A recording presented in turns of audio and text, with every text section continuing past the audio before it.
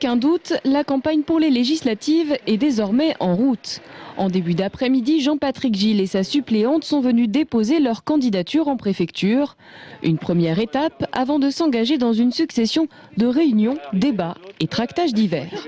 Législative, c'est toujours une campagne difficile. Le résultat de François Hollande est bon sur la circonscription, mais je crois qu'il faut faire campagne. Les élections sont loin d'être gagnées. La présidentielle a été serrée. À la terrasse d'un café, le Front National lui aussi se met en ordre de bataille.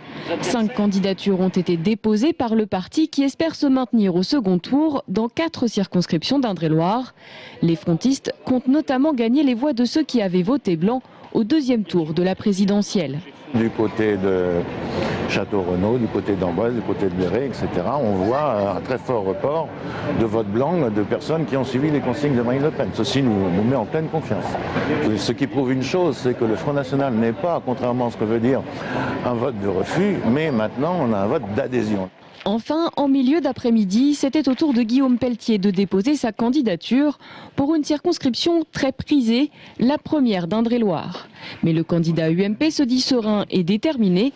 Son objectif, ne pas laisser tous les pouvoirs à la gauche. Je rencontre énormément de Tourangelles et Tourangeaux qui nous le disent et qui nous le répètent. Ils ont fait un choix à l'élection présidentielle qui ne sera pas forcément le choix des élections législatives. Ils veulent avant tout une personnalité nouvelle, enracinée, motivée, jeune, dynamique. Et je pense correspondre à cette envie de renouveau.